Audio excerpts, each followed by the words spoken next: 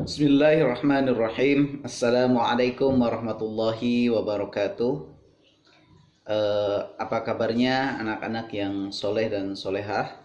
Mudah-mudahan kita semua selalu diberikan kesehatan oleh Allah Subhanahu wa Ta'ala. Sebelum kita belajar, kita buka dengan bacaan basmalah bersama-sama. Bismillahirrahmanirrahim. Oke, alhamdulillah. Kemarin kita sudah belajar di PAI tentang apa? Yang masih ingat, coba dibuka dulu, disiapkan bukunya, buku tulisnya disiapkan, buku paketnya disiapkan juga, biar nanti ketika kalian tidak paham atau tidak ada di buku, ataupun meskipun ada di buku, kalian bisa tulisnya dan bisa mengingatnya untuk materi yang akan dipakai di ulangan nanti PAT ya, yang tinggal menghitung hari atau menghitung minggu. Itu sebentar lagi tidak terasa untuk akan melaksanakan PAT. Maka dari itu mohon disimak baik-baik biar nanti tidak kesusahan dalam mengerjakan soal ya. Oke. Selanjutnya silahkan buka halaman 140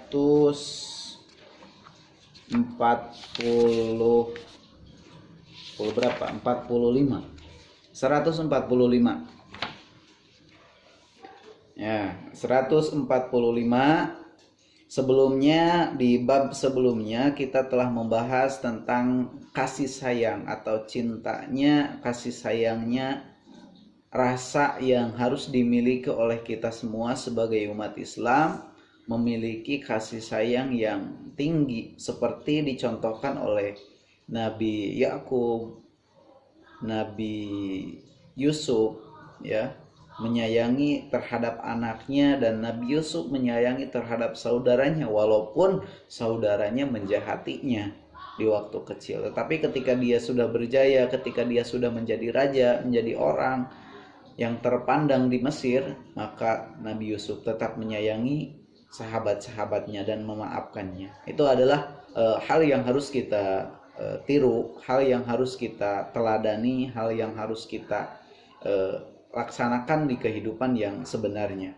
Karena untuk pembelajaran PAI sebenarnya itu adalah kehidupan nyata, ilmu kehidupan nyata yang harus sambil kita amalkan ketika kita sudah dapat, sudah tahu ilmunya ya, paham?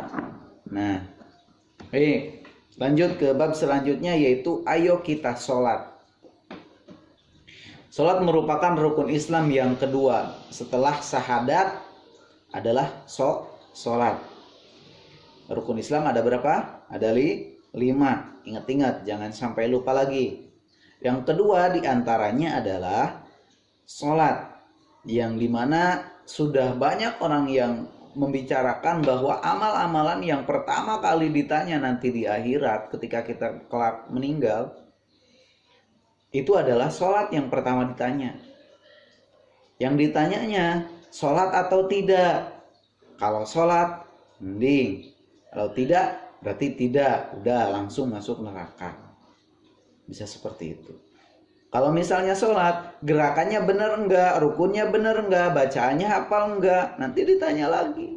Enggak semata-mata hanya melaksanakan sholat, tapi gerakannya benar enggak, bacaannya benar enggak, gitu kan? Makanya harus tahu. Ya, dibiasakan di sekolah kita itu sholat, suaranya dikeraskan, bacaannya dikeraskan, biar yang belum hafal itu bisa hafal gitu ya. Jadi dilatih bacaannya bagaimana, yang ketika ruku bacaannya bagaimana gitu kan. Kita boleh menggunakan ketika ruku boleh menggunakan subhanallahi wa bihamdihi. Nah, yang itu, atau subhanakallahumma. Nah, yang itu juga boleh. Ya. Tapi yang akan Bapak bahas di sini sebelum ke bacaan, yaitu adalah gerakan-gerakan dalam sholat. Kita harus tahu ada berapa gerakan dalam sholat, apa saja yang harus kita gerakan ketika sholat. Berarti selain gerakan yang ada Yang ditentukan ketika sholat itu tidak boleh ada gerakan lain. Kalau ada gerakan lain, maka sholatnya tidak sah. Paham tuh? Nah, apa saja gerakannya, Pak? Nah, gerakannya yang pertama ada di halaman 146. Lihat. 146. Gerakannya harus sesuai dengan gerakan Nabi yang dicontohkan Nabi, sebagaimana hadis Rasulullah Shallallahu Alaihi Wasallam. Qala Abu Hatim radhiyallahu an qauluhu Shallallahu Alaihi Wasallam. Nabi berkata, "Sallu kama ra'aitumuni usalli." Salatlah kalian sebagaimana kalian melihat aku sholat. Pak, aku kan tidak melihat Nabi, kan aku tidak melihat sholatnya Nabi. Ya, kita tidak masuk ke zamannya Nabi pada saat Nabi hidup. Tapi kita sudah melihat para sahabatnya, para tabi'in, atau yang dicontohkan sekarang, yaitu oleh ulama-ulama, ustadz yang telah mencontohkan, yang telah melihat atau membaca dari panduannya, kitab-kitabnya, hadisnya, itu keterangannya. Jadi kita tidak harus melihat langsung ke Nabi, tidak harus langsung melihat ke Rasul. Kita sudah tahu ini, dikasih tahu langsung. Gerakan yang pertama, ingat-ingat, berdiri tegak bagi yang mampu. Nah, sebelum sholat kita harus berdiri tegak. Berdiri, mampu nggak berdiri tegak? Nah, kalau berdiri tegak, kalau masih lenggang-lenggang itu bukan berdiri tegak. Seorang di barisan tentara, kalau tidak barisannya tidak tegak, itu mungkin sudah dihukum ya sama komandannya. Atau ketika upacara barisannya nggak lurus, nggak tegak, mungkin sudah diperingati oleh kesiswaan, oleh siapa yang memimpin barisan. Tuh, makanya ketika baris pun kita harus tegak, apalagi menghadap Allah. Menghadap Allah kita harus posisi tegak, berdiri tegak. Pak, aku nggak bisa berdiri, sakit kakinya. Boleh sambil duduk aja gini. Nih, Bapak lagi duduk di kursi. Boleh. Allahu Akbar, ya. Itu bisa sambil duduk. Pak, aku nggak bisa duduknya, lemes badannya. Boleh sambil tiduran, posisi terlentang, ya boleh. Ya, pada intinya apa? Pada intinya ketika kita sakit pun sholat itu wajib dikerjakan. Awas, jangan mentang-mentang sakit sholatnya juga enggak. Ya, harus melaksanakan sholat dengan tegak. Ya. Nah, gerakannya kaki agak merenggang kira-kira 1 jengkal. Posisi dan badan menghadap ke arah kiblat dan membaca niat sholat. Nah, posisinya menghadap ke kiblat. Awas, jangan menghadap kemana saja, ya. Yang kedua, Bapak persingkat. Ada takbiratul ihram. Takbiratul ihram itu gimana? Mengangkat tangan ketika sudah niat. Usolli fardhad dhuhri arba'a raqatin mustaqbilal kiblati ada'an lillahi ta'ala. Allahu Akbar. Nah, itu takbiratul ihram, ya. Gerakan seperti itu adalah takbiratul ihram. Nah, di gambar ada yang lagi mengangkat tangan seperti ini. Ini si ibu jari tangannya harus nyampe ke telinga. Usahakan sunnahnya seperti itu, ya. Jadi Allahu Akbar seperti itu. Paham tuh? Sampai di situ. Oke. Ketiga, bersedekap. Bersedekap itu gimana? Gerakannya tangan dilipat di atas pusar, tangan kanan memegang penggelangan tangan kiri. Itu seperti ini, ya. Ini bersedekap. Jadi ada ini di atasnya ini, ya. Jadi harus paham. Itu bersedekap. Oke, yang keempat yaitu ruku. Gerakannya kalian pasti tahu. Ruku itu membungkukkan badan, kedua tangannya memegang lutut. Jadi tangannya ke lutut ya, megangnya ke lutut, jangan ke bawah atau jangan di bawah lutut, harus ke pas lutut ya. Dan menekannya pandangan mata tertuju ke tempat sujud. Kaki, badan, dan kepala membentuk sudut siku-siku sambil membaca doa ruku. Sebagaimana kalian sudah pada hafal bacaan ruku seperti gimana.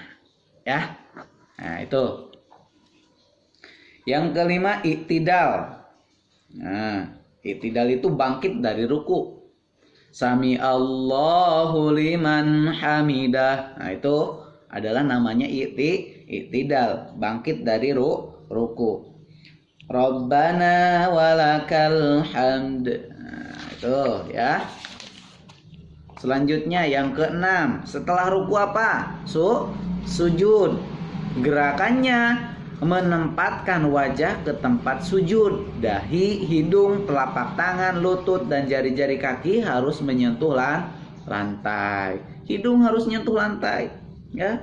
Hidung, dahi, ini tidak boleh terhalangi oleh kopeh atau kopehnya kayak gini, nggak boleh, harusnya nah seperti ini. Atau rambutnya ke sini, tidak boleh menghalangi dahi ketika sujud.